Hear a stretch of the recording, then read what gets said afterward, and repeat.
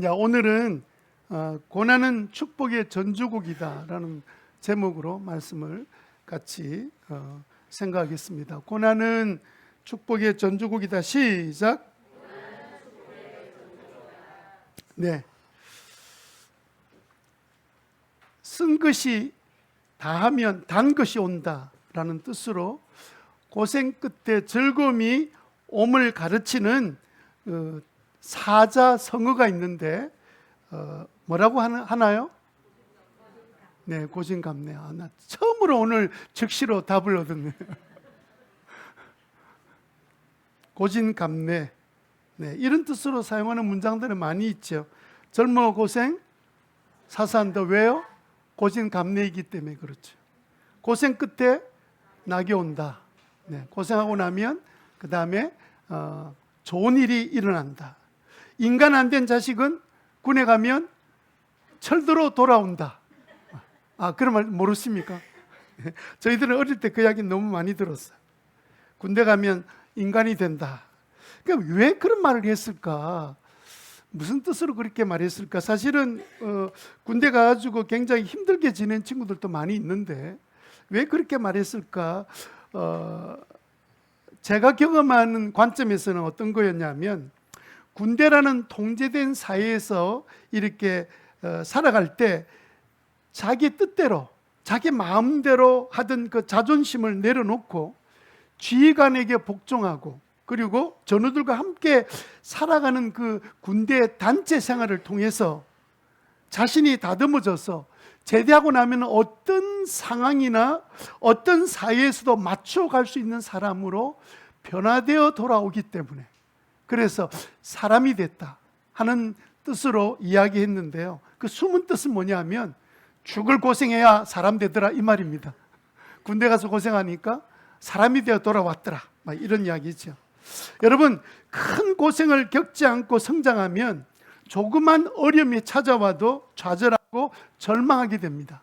요즘 이제 우리가 말하는 젊은 세대가 사실은 큰 고생 없이 자란 것이 일반적입니다. 물론 고생 안 했다는 것이 아니라 심지어 심한 고생하고 자란 그런 청년들도 있습니다만은, 그 전체적으로 보면 옛날에 막 죽을 고생할 정도로 고생하고 살아온 것이 아니기 때문에 직장 생활하다가 조금만 어려우면 뛰쳐나와 버려요.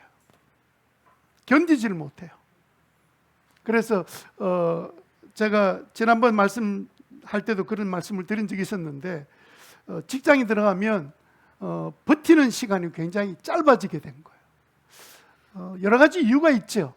사회 그 구조 자체가 어렵게 만든 부분도 있습니다만은, 저는 마음속에 한 가지 드는 생각이 뭐냐면, 큰 고생을 한번 겪고 나면 그 다음에 잔잔한 고생이 오면 그게 문제가 되지 않아요. 큰 고생을 해본 적이 없고 그냥 좀 힘들고 어려운 가운데 늘 마음에 불편하게 살아오면 그건 자기한테 무거운 짐이 되기는 하지만 그것이 자기 인생을 견디게 하는 것은 아닌 것 같습니다. 일본 사람들은요, 오래전에, 요즘은 모르겠습니다만 제가 어릴 때 들었던 이야기가 뭐냐면, 방학이 되면 학교 다니는 자녀들을 가장 친한 친구 집으로 아이를 보냅니다. 방학 기간을 보내게 해요. 그 집에 가서 혹독한 생활을 배우게 하고, 그 친구의 가정에서 배워야 될 것들, 어릴 때부터 전혀 다른 환경에서 하루 종일 일을 하면서 뭔가를 배우고 돌아오게 하게 되는데, 그렇게 방학을 보내고 돌아오게 되면 그냥 일주일을 가는 게 아니라 방학 기간 동안 돌아오고 나면 그 다음에는 전혀 다른 아이로 성장하더라는 거예요. 그게 일본의 과거의 전통이기도 했다는 말을 제가 들었습니다. 여러분, 그게 낯선 환경에 부모가 아닌 다른 어른의 뜻을 따라 살아가는 그 법과 그 기술을 배우는 것은 자기 인생에 큰 도움이 된다는 뜻에서 그렇게 해왔던 것으로 보입니다. 고생 후에는 행복이 온다는 말이 맞는 것 같습니다. 그런 면에서 여러분, 하루 종일 피곤하게 일하다가 저녁 자리에 이제 탁 누우면 굉장히 행복해지죠. 편안해지죠. 왜 그래요? 낮에 고생했기 때문에 그래요. 낮에 내가 막 수고하고 땀을 흘렸기 때문에 그냥 자리에 누우면 오늘 너무 잘했다, 피곤한 가운데 누우면서 행복을 느끼게 되는 거죠. 그런데 여러분, 반대로 아무 일도 하지 않는 백수를 한번 생각해 봅시다. 하루 종일 놀면서 어떻게 지냈을까요? 낮에 잠 오면 낮잠 자고, 그러다가 이제 뭐 이런저런 일로 그냥 아무 일도 없이 이렇게 지내다가 밤에 자리에 누우면 행복해질까요? 잠이 올까요? 눈은 말똥말똥해지고, 왜냐하면 낮에 낮잠 잤거든. 잠을 자지 못하고 뒤척거리면서 그 다음부터는 밤이 오는 게 두려워지는 거예요. 예? 잠을 잘 못 자니까. 여러분, 고생한 후에는 좋은 일이 오는 것이 맞습니다. 그런데 한 가지 문제는 뭡니까? 이 세상에서 수많은 사람이 고생을 다 해도 다 잘 되는 것이 아니더라는 거예요. 고진감래, 이것은 일반적인 원칙이지만 모든 사람이 오래 고생하고 참고 견뎠더니 다 좋은 날이 왔다 하는 그 보장을 아무도 해주지 않습니다. 누가 보장해 줍니까? 그래서 진짜 어려움 중에서 무조건 참고 견뎠더니 잘 됐다라는 그 이야기는 100% 보장이 안 되는 이야기입니다. 그냥 원칙적으로 하는 이야기예요. 여러분, 엎친 데 덮친다고 어려움이 찾아왔는데 또 어려움이 찾아오고, 그 어려움 때문에 그렇게 힘들고 어렵게 노력하고 사는데도 불구하고 그 비참함에서 벗어나지 못하는 사람이 한두 사람이 아닙니다. 우리 주위에 보면 역경을 견디지 못해서 지금까지 시달리는 사람도 있고요, 고난을 겪고 난 다음에 그 후유증으로 그 남은 생애를 계속 수고와 고생으로 살아가는 사람들도 얼마나 많은지 모릅니다. 그런 면에서 보면 우리 신자들은 얼마나 복이 있는 사람입니까? 하나님의 자녀들은요, 정말 고난 후에는 축복이 있습니다. 환난 뒤에는 기쁨이 넘칩니다. 고생 후에는 기쁜 날이 옵니다. 누가 100% 보장합니까? 하나님이 보장하시고 하나님이 약속하셨어요.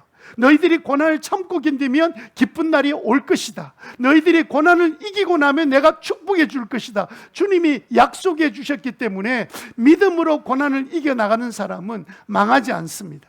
축복과 은혜를 누리게 되어 있습니다. 반드시 고난 후에는 축복이 있습니다. 환난 중에는 반드시 기쁨이 따릅니다. 왜 그렇습니까? 왜 신자들은 고생하고 수고하고 고진감래대로 그대로 다 100% 이루어지게 될까요? 하나님께서 그의 삶에 개입하시기 때문에 그래요. 그냥 일반적인 원칙으로 내버려 두는 것이 아니라 그냥 하나님께서 직접 그 고난 가운데 믿음으로 이겨나가려고 하는 그들의 삶 속에 주님이 가만히 두시지 않고 들어오셔서 역사하시기 때문에, 그래서 환난 후에는 반드시 기쁨이 있고 고난 뒤에는 반드시 축복이 따른다고 주님이 약속해 주셨습니다. 믿으시면 아멘 합시다. 물론 여러분들에게는 원치 않는 크고 작은 고난이 찾아올 거예요. 또 이미 고난 가운데 있는 분도 계실 겁니다. 고난은요, 시도 때도 없이 들이닥치는 이웃 사람 같습니다. 그래서 뭐 그냥 아무 생각 없이 들이닥쳐서 찾아온 그 고난은 우리들에게 엄청 삶을 뒤흔들어 놓습니다. 우연히 엑스레이 찍었는데 수술을 받지 않으면 안 되는 상황이 벌어지기도 하고, 생각하지 못했던 일로 사람과의 관계가 악화되면서 잠을 이루지 못하는 사람도 있고, 아무리 노력해도 상황이 달라지지 않아서 걱정에 사로잡혀서 어려움을 겪는 사람도 있고, 열심히 일을 하는데 뭐 달라지는 상황이 없어서 늘 압박감에 눌려 사는 사람도 있을 겁니다. 이런 크고 작은 고난이 우리를 힘들게 하는 것은 뭐 때문에 그래요?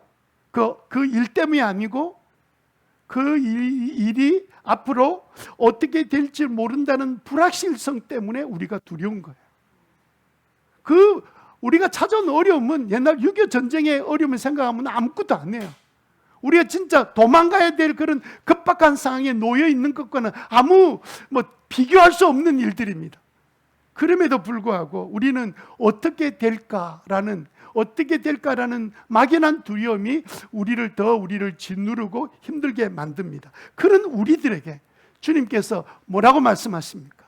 위로의 말씀을 던져주셨습니다. 네가 그 고생을 믿음으로 잘 이겨나가면 큰 기쁨과 축복이 기다리고 있다. 환난 중에 뒤에는 기쁨이 있고 고난 후에는 축복이 있다 라는 사실을 우리에게 말씀해 주셨어요. 그래서 고난이 왔다는 말은 축복이 곧 온다는 신호이기도 합니다. 한번 따라해 봅시다. 고난은 축복의 전주곡입니다. 그래서 야고보서 1장 2절 말씀에 같이 한번 읽어볼까요? 야고보서 1장 2절 말씀 시작. 나의 형제 자매 여러분, 여러 가지 시험에 빠질 때 그것을 더할 나위 없는 기쁨으로 생각하십시오. 왜요? 왜 우리가 지금 고난이 왔는데 더할 나위 없는 기쁨으로 여겨야 됩니까? 바로 그 다음 3절에 보면 그 일을 믿음으로 인내하면 4절에 조금도 부족함이 없는 완전하고 성숙한 사람이 될 것입니다. 우리를 완전히 성숙한 사람으로 변화시켜 주신다는 거예요. 이제는 어려움이 와도 이제는 감당할 만한 능력의 사람으로 변화시켜 성숙하게 만들어 주신다는 뜻입니다. 그러니까 고난이 우리에게 얼마나 큰 축복이 되는지 모른다. 그래서 믿음으로 인내해라. 베드로전서 4장 12절 말씀에 보면 이렇게 말씀하고 있습니다. 사랑하는 여러분, 여러분을 시험하려고 시련의 불길이 여러분 가운데 일어나더라도 다 같이 시작. 무슨 이상한 일이나 생긴 것처럼 뭐 하지 말라고요? 놀라지 마십시오. 놀랄 것 하나도 없다는 거예요. 예? 바로 그 다음 절에 뭐라 그러면 내가 그리스도께서 그 고난에 함께 계실 뿐만 아니라 너희들이 그리스도의 고난에 함께 하고 있다. 기뻐해라. 그렇게 주님께서 말씀하셨어요. 왜요? 주님은 고난에서 승리하셨거든. 그 뒤에 배경은 뭐냐면 십자가의 고난을 통해서 예수님이 죽어서 사라지셨냐? 부활의 주가 되신 것처럼 너희들은 기뻐하는 일을 만나게 될 것이다. 그렇게 주님 말씀하고 계십니다. 여러분, 성경은 우리에게 이렇게 약속합니다. 축복을 받기 전에 고난이 올 것이고 환난이 우리에게 닥칠 것이다. 그때 놀라지 말고 무엇 해라?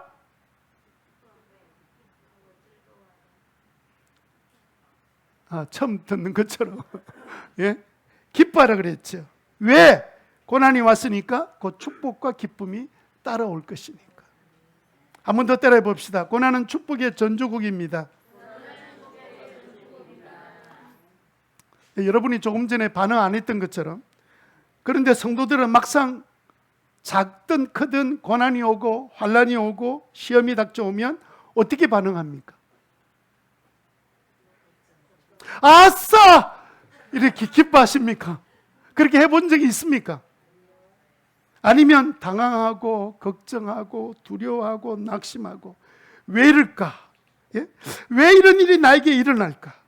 이러면서도 막 그냥 어떨 때는 잠을 이루지 못하고 그렇게 괴로워하기도 합니다. 왜? 주님은 고난이 오고 나면 축복이 오고 환난 이후에는 기쁨이 온다고 말씀해 주셨음에도 불구하고 정작 예수 믿는 우리들은 작은 어려움만 생기고 조금 듣고 싶지 않는 말만 들어도 그냥 잠을 자지 못하고 막 그냥 걱정하고 염려하고 낙심에 빠지는 이유가 뭐 때문에 그럴까요? 여러분, 우리는요, 문제가 딱 생기면 문제가 딱 생기는 순간에 문제만 집중하는 시야를 우리가 갖고 있습니다. 그 순간에 그 어려운 문제를 딱 맞닥뜨리는 순간에 하나님도 다 잊어버려요. 그걸 보통 이제 일반 사회에서 말하는 터널 시야입니다. 터널에 딱 들어가면 아무것도 안 보이고 캄캄하고 앞에만 그냥 희미하게 나갈 입구만 보이는 것처럼 아무것도 보이지 않는 거예요. 위에 하나님이 보이지 않는 거예요. 옆에 하나님이 계신다고, 성령이 보혜사로 계신다는 말도 기억나지 않고 그렇게 사방에 캄캄하게 보이는 거예요. 믿음이 있다고 우리가 하면서도 막상 고난이 닥쳐오면 그 순간에 앞이 캄캄해집니다.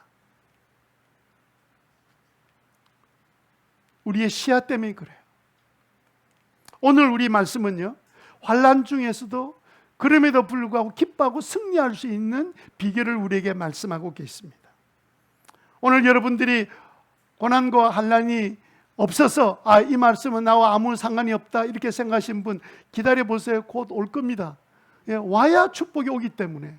나는 축복만 받을 거예요. 네, 없습니다. 그런 일. 그냥 축복만 오는 일은 없어요. 그냥 고난과 환난을 통해서 기쁨이 오고 우리에게 축복이 오는 법이에요. 주님께서 그렇게 딱 정해 놓으셨습니다. 여러분들이 그 훈련의 어려움을 과정을 겪지 않고 금메달 받는 사람 봤습니까? 아무런 수고하지 않고 은메달 받고 나라 정부로부터 상급을 받고 막 그런 거 본 적이 있습니까? 그런 거 없어요. 공부 하나도 안 하고 시험 쳤는데 100점 받았다. 그런 일이 있습니까? 그런 일 있으면 얼마나 좋겠지. 다 희망사항이죠. 나는 공부 안 하고 100점 받았으면 좋겠어. 그리고 이제 바로 전날 영화 보러 가는 친구도 있었습니다. 영화 보러 가고 막 이래가지고. 자, 우리가 고난이 왔을 때 이기지 못하면 어떻게 살까요? 두고 슬피 울며 이를 갑니다. 어떻게 산다고요? 두고 슬피 울며 이를 간다. 이 말을 이렇게 표현한 말을 한마디로 딱 말하면 후회한다는 뜻입니다. 엄청난 기회가 왔는데 그 기회를 놓쳐놓고 난 다음에 나중에 두고 후회하면서 내가 그때 그걸 잡았어야 되는데, 그때 그걸 붙들어야 되는데, 그 고난을 내가 붙들고 내가 믿음으로 이겨나가야 됐었는데 그 이겨나가지 못했기 때문에 아무것도 오지 않은 거예요. 후회라는 단어를 사전에 찾아보면 이전에 내린 자신의 결정이 잘못되었다는 것을 깨닫고 느낄 때 생기는 감정이 후회한다는 감정입니다. 깨닫게 된다는 거예요. 나중에 그때는 늦었다는 거예요. 기회는 여러분 생각하는 것처럼 기회는 계속 오는 게 아닙니다. 그때 기회는 한 번밖에 오지 않습니다. 지나가면 그 기회는 다시 오지 않아요. 그런데 우리는 서로 위로하죠. 기회는 또 와, 늘 올 거야. 비슷하게 보일 뿐이지 그 기회는 지나갔습니다. 오지 않습니다. 그걸 자꾸 이제 위로받으려고 핑계 대려고 기회는 자주 오는 거야 그러는데 그런 기회가 언제 옵니까? 그 기회 지나가려면 그 기회는 다시 오지 않아요. 왜 고난이 왔을 때 이기지 못하면 두고 슬피 울며 이를 갈면서 후회할까요? 축복을 받을 기회를 놓쳐버렸기 때문입니다. 기회는 다시 오지 않습니다. 고난은 엄청난 축복과 영광을 바꿀 기회로 우리에게 주시는데 그 기회를 귀찮고 힘들고 어렵다고 스스로 발로 차버렸거든요. 그래서 나중에 주워 담으려니까 기회가 오지 않는 거예요. 여러분 성장통 아시죠? 성장통이 뭐예요? 아픈 만큼 성장하는 고통을 겪는 거지요. 성장통은 그대로 성장하기 위해서 당하는 고통입니다. 성장통을 이겨내지 못하면 자라지 못해요. 성장통을 겪고 이겼기 때문에 여러분은 성장이 일어난 겁니다. 근데 성장통이 왔습니다. 그거 피하려고 성장통을 또 막아보려고 그렇게 약물로 치료해버리면, 고통을 멈춰버리면 그 다음에는 더 무서운 일이 기다리고 있는 거예요. 기회는 다시 오는 것이 아닙니다. 어리석게도 우리는요, 이 환난과 고난을 축복의 기회로 여기지 않고 피할 궁리만 하고 있기 때문에 그런 대부분의 결과가 사람 보면 성숙하지 못한 거예요. 맨날 눈에 보이는 즐거움만을 쫓아다니는 인생이 되는 것을 우리가 볼 수 있게 됩니다. 하나님은 축복을 고난을 이긴 자에 주기로 작정하셨습니다. 하나님이 주신 기쁨은 오직 환난을 만났을 때 오래 참고 이겨 믿음으로 견뎌내는 사람에게 주시기로 약속해 주셨습니다. 그런데 어리석게도 이 기회를 놓쳐버리고 나면 오히려 그 고난 가운데서 하나님을 원망합니다. 내가 왜 뭐가 잘못했다고 나를 이렇게 만듭니까? 그러지만 동시에 더 큰 어려움을 만난 사람도, 믿음으로 이겨나가는 사람은 오히려 축복과 기쁨을 누리고 살아가는 거예요. 야고보서 1장 13절에 사람들이 나중에는 자기의 고난이 자기가 믿음으로 이겨나가지 못할 때는 하나님을 원망하게 됩니다. 내가 뭘 잘못했다고 나한테 이런 어려움을 계속 주는 겁니까? 라고 이제 원망하고 하나님을 부정하려고 하죠. 야고보서 1장 13절은 그런 사람을 향해서 하신 말씀. 같이 한번 읽어보겠습니다. 시작. 당하고 있다고 생각하지 마십시오. 하나님께서는 악에게 시험을 받지도 않으시고 시험하지도 않으십니다. 시험을 당했을 때 이기지 못하는 이유가 뭔 줄 아세요? 우리가 고난을 당하고 환난을 만났을 때 못 이기는 이유가 뭔 줄 아세요? 믿음으로 못 견디는 이유가 뭔 줄 아세요? 14절에 보니까 사람이 각각 자기 욕심에 이끌려 깨에 빠졌기 때문이다. 자기 깨에 자기가 속아 넘어간 거야. 자기 욕심에 이끌려서 육신의 욕망을 채우려고 찾아온 그 고난을 피해버리고 쾌락으로 대신 메꾸려고 했던 사람들, 예를 들어서 내일이 시험날인데 전날 모든 학생이 밤늦게까지 막 밤을 새면서 공부한다고 여러분 생각하십니까? 아닙니다. 오락실에서 시험 공부한다고 책을 펴놓고 핸드폰 펴놓고 드라마 양눈질하면서 공부하는 학생이 더 많습니다. 내가 조금만 자고 일어나서 공부해야 되지, 눈 떠보니까 아침에. 제가 그랬으니까, 제가 경험했으니까 잘 알지요. 내가 조금만 자고 일어나서 공부하리라 했는데 아침에 학교 갈 시간이 다 깬 거예요. 그걸 뭐라 그러죠? 오늘 시험 망쳤다, 이렇게 이야기하죠. 경험이 많은 분들이 계신 것 같습니다. 자신의 욕망으로 그 고난을 피해보려고 하는 순간에 그 다음부터는 후회하게 되고 그리고 하나님을 원망하게 된다는 거예요. 이렇게 생각한 종이 있었습니다. 주인이 종들을 불러다가 달란트를 맡겼습니다. 능력에 따라 5달란트, 2달란트, 1달란트를 맡겼습니다. 그리고 이제 주인이 돌아와서 이제 한 명씩 불러다가 계산을 했습니다. 너 장사하라고 주었던 달란트로 뭘 했냐? 그랬더니 5달란트, 2달란트 가진 사람은 열심히 장사해서 이익을 남긴 것을 주인한테 내어놨습니다. 그랬더니 주인이 도로 돌려줬어요. 이거 네가 누릴 거다 하고 준 거예요. 그런데 1달란트 받은 사람이 문제입니다. 그 사람은 그냥 땅에 묻어놓은 그 본전을 가지고 주인 앞에 가지고 나왔습니다. 왜 그랬을까요? 그는요, 그 시간에 놀고 즐기는데 시간을 낭비한 거예요. 그 장사할 기회를 다른 핑계거리를 만들고 그걸 주인에게 핑계를 만들었습니다. 주인은 안 심어도 거두잖아요. 능력이 많잖아요.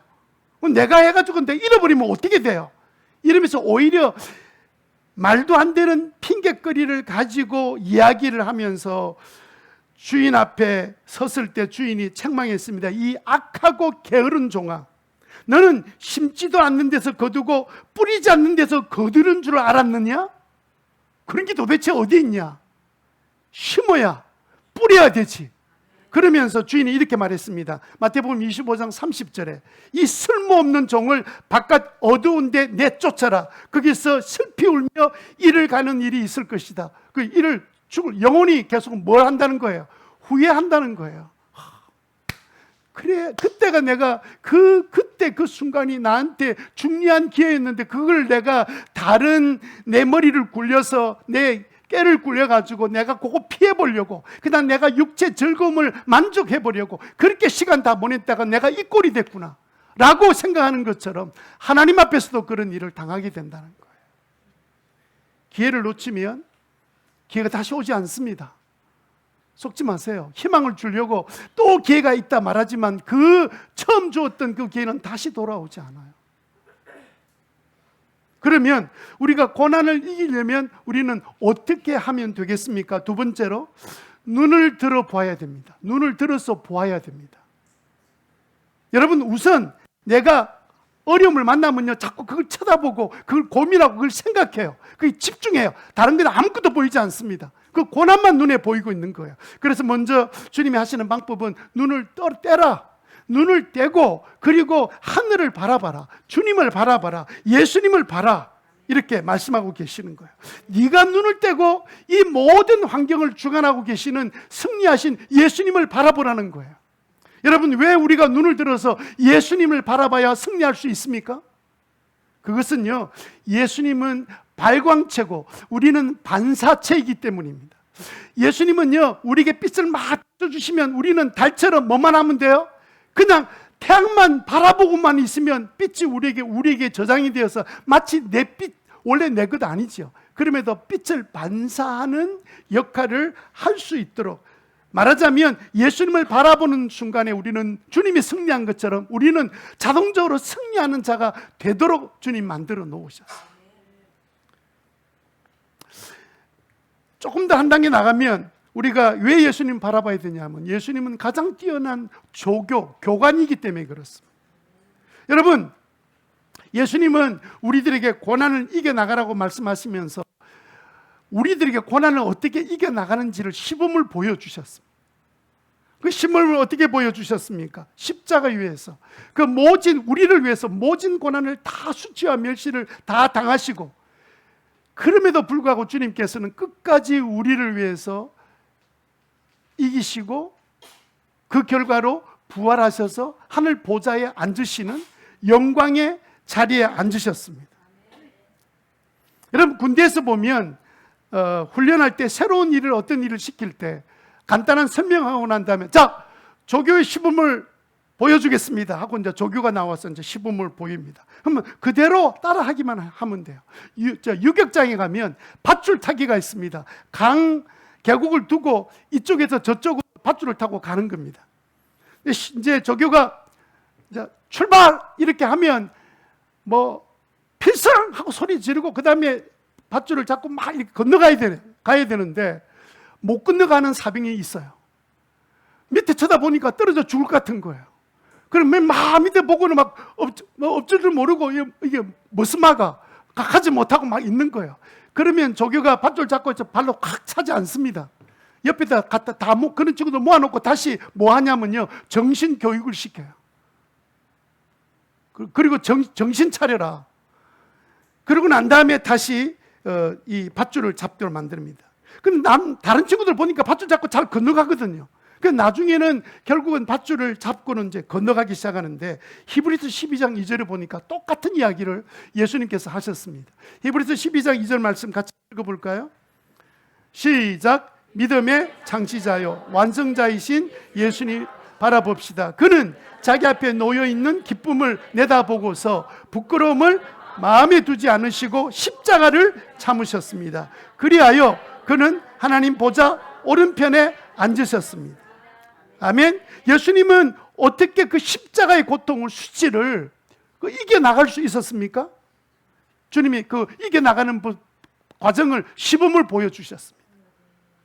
바로 앞에 이제 찾아올 그 기쁨과 영광을 미리 보시고 그리고 기뻐하셨습니다. 내가 이렇게 고난을 통해서 수많은 영혼들이 돌아오게 되고 구원받게 될 뿐만 아니라 부활의 영광이 기다리고 있다는 사실을 내다보시고, 그리고 그 고난을 가만히 보실 때 그렇게 힘들지 않게 이겼다 할 수는 없지만 주님은 견딜 수 있으셔서 승리하셨습니다. 그리고 구세주가 되시고 하나님 보좌에 앉으셔서 승리하게 되셨습니다. 만약에 예수님께서 그 십자가의 죽음이 너무 고통스럽고 수치스럽고 부끄럽다고 피하셨습니다. 십자가에 내려오셔가지고 피하시고, 그리고 이제 90세까지 사시다가 암으로 돌아가셨다고 합시다. 만약에 이제는 남의 일 아닙니다. 이제는 우리는 대부분 이제 아무래도 이제 하나님 부르심 받게 될 가능성이 가장 많습니다. 만약에 주님께서 그 십자가의 고난은 다 피하고 그냥 90세까지, 아니 100세 가까이까지 사시다가 이제 만약 암으로 돌아가셨다면 우리의 구세주가 되실 수 있나요? 하늘 보좌에 앉으셨을까요? 하늘의 영광을 받으셨을까요? 예수님은 아셨어요. 십자가의 고난 다음에 부활의 영광이 있다는 것을 아셨습니다. 그래서 예수님이 시범을 보여주셨어요. 그리고 직접 우리의 구세주가 되어주셨습니다.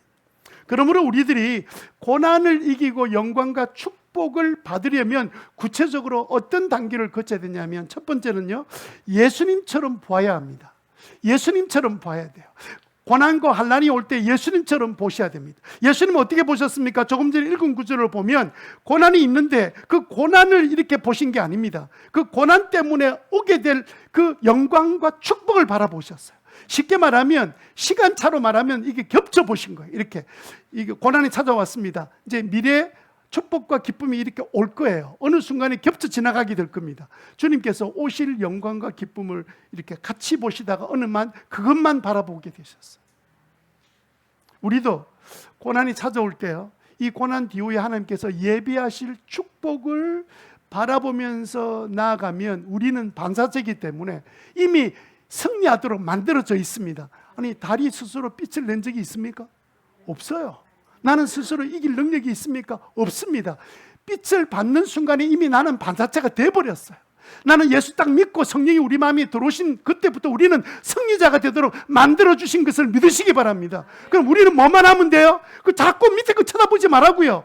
쳐다보는 동안에 내가 내 욕심에 끌려서 아이고 나는 이게 무서워서 난 피하고 싶어 이렇게 도망가 버리거나 다른 걸 찾거나 대체 욕망을 채우기 위해서 애쓰는 사람 돼요. 그러나 그런 환난 속에서 갑자기 눈을 들어서 주님 보는 거예요. 우리의 발광체가 되시고 우리의 완전한 교관이 되신 그 주님을 바라보는 동안에 내 속에 어떤 확신이 생깁니까? 주님이 승리하신 것처럼 나도 승리할 수 있다라는 분명한 믿음의 확신을 갖게 되는 줄 믿습니다. 금메달을 목에 건 선수들은요, 훈련에 힘든 것을 묵상하면서 훈련받는 사람은 없습니다. 대부분 메달을 딴 사람 다 물어보면 그 사람들은 그 고통과 수고, 죽을 만한 고통이 있을 때 그때 금메달을 목에 걸고 그 일로 통하여 우리 조국 영광이 받는 그 모습, 태극기가 올라가고 노래가 나오는 그 순간을 생각하면서 그 어려움을 이겨나가는데 그 능히 이겨나갈 수 있더라는 거예요. 주님도 고난이 왔을 때 앞으로 올 기쁨을 바라보셨어요. 내가 죽음으로 수많은 영혼들이 구원받는 것을 바라보시면서 그게 큰 고난처럼 보였는데 그 영광에 비하니까 고난이 너무 적은 거예요. 너무 적은 거예요. 아무것도 아니라는 뜻이 아닙니다. 너무 적은 거예요. 만약 예수님이 그렇게 행하지 않으셨다면 우리가 예수님을 바라보는 것이 없이 고난만 본다면 아마 이길 자들이 아무도 없이 정말 터널 시야처럼 점점 그 몰두되어서 두려움에 빠졌어. 왜 우리는 두렵습니까? 막연한 두려움에 우리가 빠지는 거예요. 어떻게 될 줄 모르니까 걱정에 빠져가지고 헤어적거리다가 실패할 수밖에 없는 인생인데 주님께서 우리에게 뭐라고 말씀하십니까? 나를 바라봐라.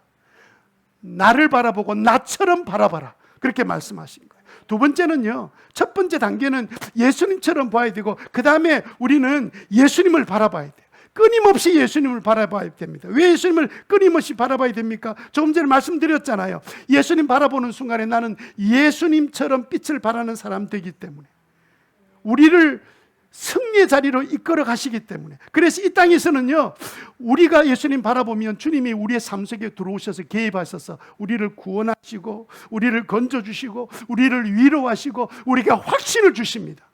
너 염려하지 마. 너 지금 두려운 거는 네가 그동안 내가 두려워 염려거리만 묵상하고 생각하고 그렇게 살았기 때문에 실패 경험이 널 그렇게 만든 거야. 너는 이미 예수 믿을 때부터 나를 믿을 때부터 너는 승리자가 돼 있어 라고 주님 말씀하시는 것을 믿으시기 바랍니다.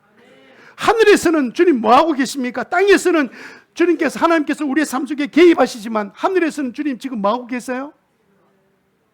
뭐하고 계신다고요? 보좌에서 벌떡 일어나서 내다보십니다. 내다보면서 뭐라고 말씀하실까요? 내려다보니까 스데반과 같은 순교자들은 위에 바라보는데 그때 하늘로부터 들려오는 소리가 뭐예요? 예수님을 딱 바라보는 순간에 너는 승리자야. 너는 승리자야. 너에게는 이미 영광과 축복이 기다리고 있어. 그래서 스데반의 고난, 그 순교의 고난 가운데 이겨내잖아요. 여러분 사도행전 7장 55절에 뭐라고 되어 있습니까? 같이 읽겠습니다. 시작. 그런데 스데반이 하늘에 영광이 보이고 예수께서 하나님 오른편에 서 계신 거예요. 앉아 있다고 되어 있는데 여기만 예수님 서 계세요. 뭐 하시려고요? 격려하시는 거예요. 너 고난은 큰 것처럼 보이지만 작고 영광은 어마어마하게 크고 고난은 잠시지만 너의 영광은 영원한 거야. 이 주님께서 계속 스데반을 바라보시면서 하시는 말씀처럼 들립니다. 주님은 약한 우리들을 위해서 지금도 기도하고 계십니다.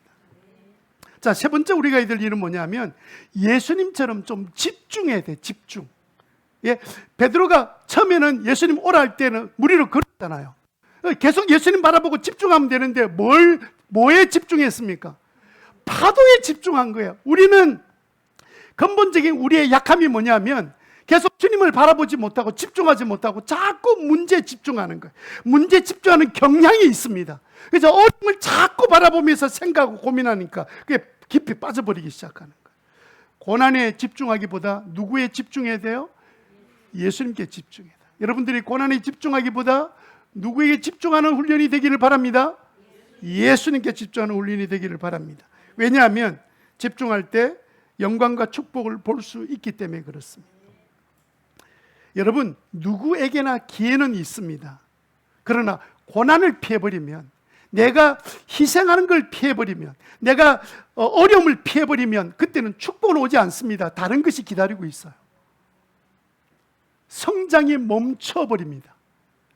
그래서 고난을 이겨내지 않는 사람이 믿음에 성장하는 경우는 없어요. 다 시련 가운데서, 환난 가운데서 기뻐하고 축복을 누리고 살았던 사람들이 믿음의 성장을 이루어 놓은 것들이지 그것 없이 된 사람은 없어요. 제가 볼 때 가장 좀 나중에 후회할 교인들 어떤 사람이냐면요, 헌신하라고 부탁할 때 거절하는 사람이에요. 그래서 저는 두 번 부탁, 하여튼 10년 전부터는 두 번 부탁, 세 번 부탁, 한 두 번까지는 부탁을 해요. 그 다음부터는 아예 반응 없으면 부탁하지 않습니다. 왜냐하면 하나님의 영광스러운 일은 사람이 없으면 다른 사람 세워서 하시겠죠. 없으면 하나님이 지금은 하지 말라는 뜻으로 생각하고 일을 시작하지 않기로 한 게 오래됐습니다. 대행 목자 해봐라. 안 하겠다는 사람 나중에 두고 후회할 겁니다. 왜냐하면요, 여러분, 가정교회에서 목자란 직분이 뭡니까? 신학교 안 가고 목사가 받을 복과 영광을, 선지자가 받을 영광이잖아요. 똑같이 받을 기회를 주시는데 발로 차버리는 거예요. 나는 시간 내면서 그런 일에 내가 헌신하고 시간 들일 나는 마음도 없어요. 이러면서 이제 내가 할 일도 많고 바쁘기도 하고. 세상에 목자는 여유가 있어서 할 일이 없어가지고 목자 하는 줄 압니까?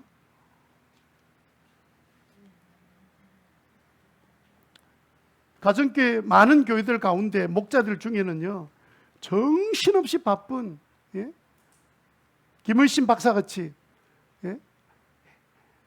암센터에서 정신없이 사역하면서도 금요일 되면 목장 와서 목자로 섬기다가 지금 한국에 와 계시잖아요. 지난번에 제가 그 말씀 드린지 모르겠는데, 토요일 날 거기에는 총목자 모임이 있습니다. 총목자 모임 토요일 날 새벽에 6시 돼서 하는데, 그때 한 의사가 수술복을 입고 온 거예요. 수술복을 입고 와서 앉아 있는 거예요. 그러다는 쫓아가서 바로 자기는 이 목자 모임에 참석하고 바로 가면 수술실로 들어가는데 옷 갈아입을 시간이 없어서 옷을 갈아입고 와서 손만 씻고 수술실에 들어가려고 와 앉아 있는 걸 제가 직접 봤습니다. 제가 물어봤어요, 그 사람 나중에.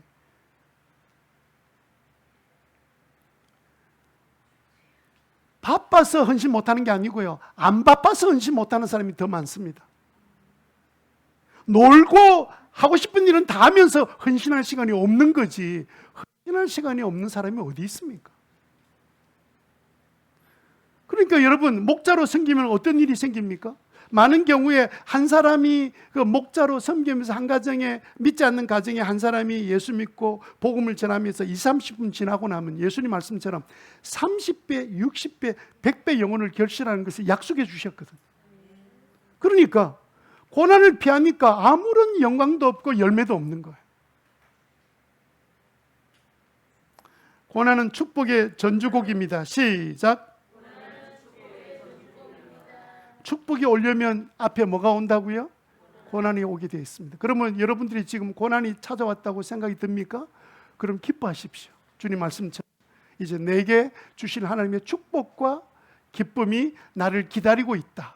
그리고 주님을 계속 바라보면, 내가 그 문제만 바라보지 않고 주님만 바라보게 되면 우리는 저절로 승리하도록 주님께서 다 만들어 놓으셨어요.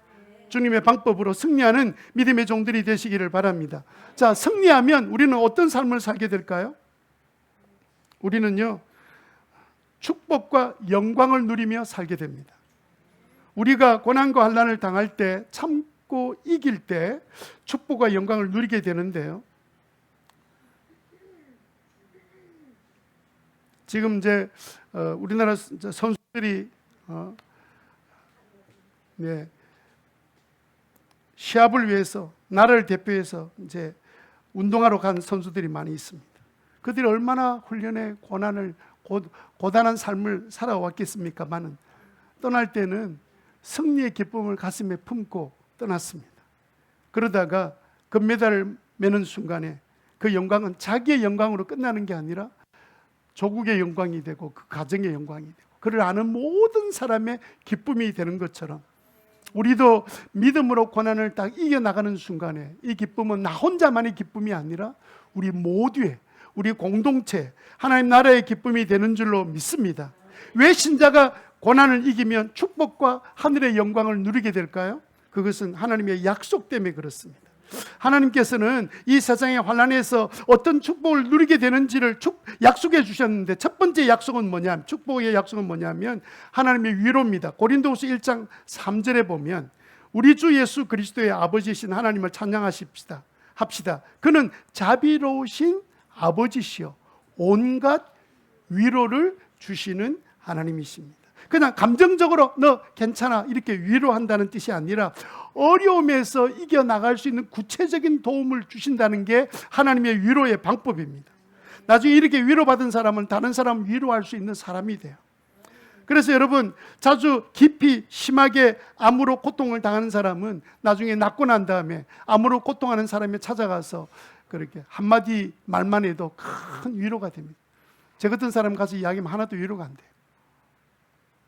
근데 아픔을 겪은 사람은, 위로를 받은 사람은 다른 사람을 위로할 수 있는 위로자가 될 수 있습니다. 두 번째 축복은 뭐냐면 하나님의 구원입니다. 이 구원은 예수 믿음의 영혼의 구원이 아닙니다. 모든 위험으로부터 건져주신다. 고린도후서 1장 6절에 보면 우리가 환난을 당하는 것도 여러분이 위로와 무엇을 받게 하려고? 구원을 받게. 하나님은 위로해 주시고 도와주실 뿐만 아니라 구원까지 주시고, 세 번째 축복은 뭐냐면 고린도후서 1장 10절에 보면 구원에 대한 확신도 심어주시는데 이렇게 주십니다. 같이 한번 읽어보겠습니다. 하나님께서는 이렇게 위험한 죽음의 고비에서 우리를 건져주셨고 지금도 건져주시고 또 앞으로 건져주시리라는 희망, 확신을 우리는 하나님께 두었습니다. 이게 확신을 말하는 거예요. 그래서 여러분 우리가 견딜 수 없는 시련은 당하지 않도록 할 것이다. 시련을 만났다면 이길 힘을 주고 피할 길을 내가 열어놓을 것이다. 그렇게 주님께서 약속해 주셨습니다. 우리의 모든 환난은 무엇으로 끝나요? 후회로 끝나는 게 아니라 축복으로 끝납니다. 그런데 환난을 믿음으로 이겨내지 못하는 사람은 후회만 남게 됩니다. 마지막 네 번째로 주님께서 약속하신 것은 생명의 면류관입니다. 야고보서 1장 12절 말씀해 보니까 시험을 견뎌내는 사람은 복이 있습니다. 그 사람은 그의 참됨, 그의 믿음이 입증되어서 무슨 면류관을 받을 것이다? 생명의 면류관을 받을 것입니다. 아멘. 그러므로 여러분 우리가 작은, 하나님께서 여러분 보고 숭배하라고 큰 고난 안 주셔요. 작은 고난부터 주셔서 내가 참고 예배 훈련, 예배 드리는 훈련, 주님 앞에 약속한 대로 헌신하는 훈련, 작은 것들을 내가 승리하고 이겨나가는 동안에 주님은 감당할 만한 능력의 고난과 환난 가운데 축복을 가지고 오시는 거예요. 어린 아이에게 애기 보고 야 밥도 먹어, 태어난 아이 보고 밥도 먹으라 말하는 부모는 어디 출신입니까? 정신병원 출신이지. 그런 사람 아무도 없습니다. 그런데 나이가 이제 8살, 9살 됐는데 얘야 오늘 하고 밥도 주는 엄마가 있습니까? 그분도 정신병원 출신입니다. 그래서 아무도 없어요. 하나님께서는 감당할 만큼 주시니까 여러분 마음에 하고 나 이거 해야 돼 라는 마음이 드는 문제는 여러분들이 지금 찾아온 훈련의 과정이에요. 마음에 여러분들 지금 여러분들 주를 위해서 지금 이제 숭배하십시오 이런 마음에 하나도 안 와닿잖아요. 그런데 여러분 중에 와닿는 사람이 있습니다. 지금 순교 받을 준비를 하고 있는 사람이에요. 그런데 그렇지 않은 사람은 그런 마음에 전혀 요동이 안 생깁니다. 근데 여러분 마음에 갈등이 생기는 것, 내가 이거 해야 돼? 내가 이런까지 하면서 내가 신앙생활 해야 돼? 이 갈등은 여러분들이 믿음으로 이겨나가야 될 여러분을 만난 고난이에요.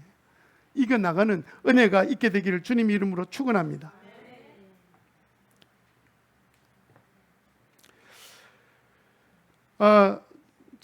장진아 군이 제 여기 예배에 나왔는데 중3인데 몇 주 동안 계속 예배 마치고 나면 헌신기도에 나와서 기도를 하는데 기도 제목이 뭐냐면 예수님 시험 잘 치게 도와주세요. 성령님 저를 충만하게 해주세요. 하나님 집중해서 공부하도록 저를 도와주세요. 맨날 삼위 하나님을 불러가면서 돌아가면서 이렇게 몇 주를 나와서 기도한지 모릅니다. 저는 막 큰일이 좀 난 거예요. 이렇게 목사가 안수기도 했는데 시험 잘못 치면 진아가 시험에 들겠다 이런 생각이 들 정도였습니다. 그리고 또 우리 진아가 또 전에부터 아파왔던 부분이 집중하기 굉장히 어려워요. 집중이 잘 안 돼요. 그래서 공부를 잘 할 수 없었습니다. 그런데 계속해서 몇 주 동안 공부를 위해서 기도 가지고 나온 거예요.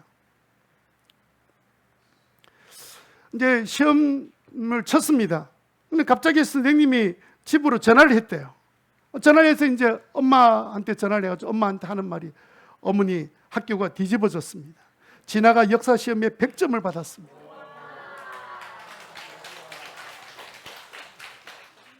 저는 진아가 시험을 잘 친 건지 기도를 잘한 건지 잘 모르겠어요. 한 가지 분명한 것은 뭐냐면 공부만 해도 안 되고 기도하면서 주님 앞에 맡기고 열심히 그 고난에 공부해야 될 그 고난을 견뎌 나갈 때 하나님께서 도와주실 거라고 약속해 주셨기 때문에 그런 일이 일어나는 역사는 항상 일어난다고 저는 믿습니다. 그러니까 여러분 우리가 믿음을 가지고 살아가는 사람이 찾아온 고난을 이겨나가는 법이에요. 여러분들이 다 믿음으로 시련을 이겨나가는 믿음의 귀한 종들이 다 되시기를 주님 이름으로 축원합니다. 여러분들이 힘들고 어려울 때 지금 고난이 찾아왔을 때 우리는 뭐 하라고요? 네, 슬퍼하고 이를 갈면서 후회하라고요? 아니죠. 기뻐하고 즐거워하고 하나님의 축복이 곧 나에게 올 것이다 라는 사실을 믿고 주님 앞에 믿음으로 계속 주님을 바라보는 거예요. 주님 보신 걸 바라보고 주님께 집중하고 주님이 뭘 집중인지 보고 나도 집중하고 문제에 집중하지 마세요. 문제는 나에게 찾아온 것뿐입니다. 그런데 주님이 허락하신 것은 나에게 축복과 기쁨을 주시기 위한 과정일 뿐이에요. 은혜를 기억하고 이 시간 함께 찬양하겠습니다.